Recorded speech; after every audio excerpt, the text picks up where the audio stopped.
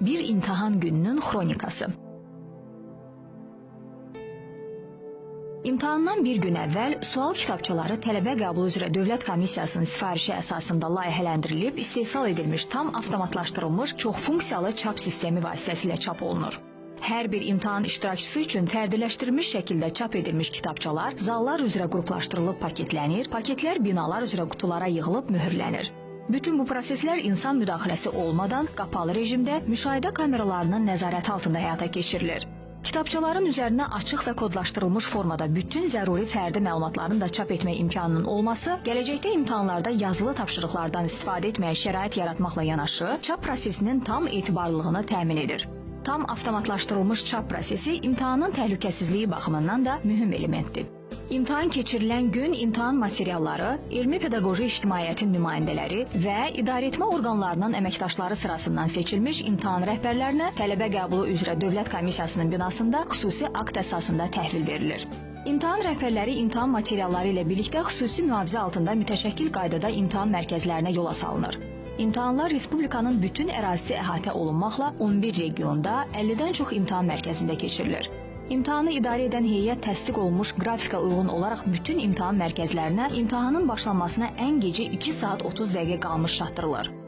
İmtahan binasında təhlükəsizliklə bağlı müayinə tədbirləri başa çatdıqdan sonra imtahanın başlanmasına ən azı 1 saat 30 dəqiqə qalmış abituriyentlərin imtahan binasına buraxılış rejimi başlanır.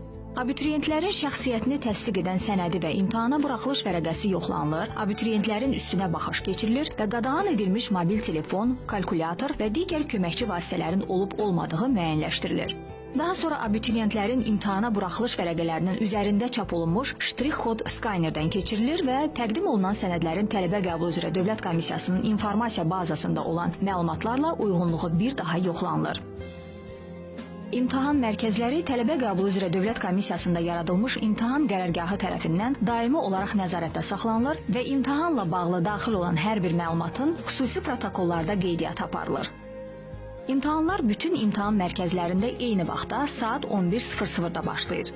İmtahanda abituriyentlərə 5 fəndən 25 test tapşırığı olmaqla ümumilikdə 125 sual təqdim edilir və sualların cavablandırılması üçün 3 saat vaxt verilir. İmtahan başa çatdıqdan sonra imtahan sənədləri mühürlənir və xüsusi mühafizə altında tələbə qəbulu üzrə Dövlət Komissiyasına gətirilir və təhvil verilir. Cavab kartları olan qutuların mühürləri qapalı rejimdə açılır, cavab kartları qutulardan çıxarılır, ardıcıl yığılır və emal üçün hazırlanır.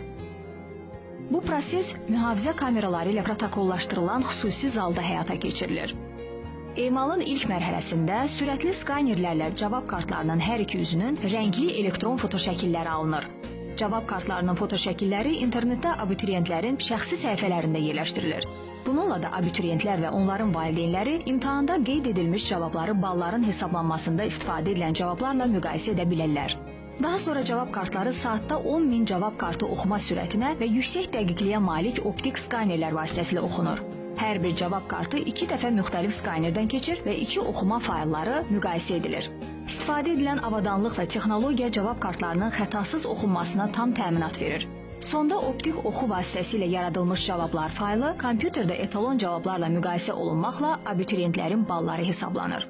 Abituriyentlərin imtahanda topladıkları ballar və cavab kartlarının elektron təsviri tələbə qəbulu üzrə Dövlət Komissiyasının internet saytında yerləşdirilir.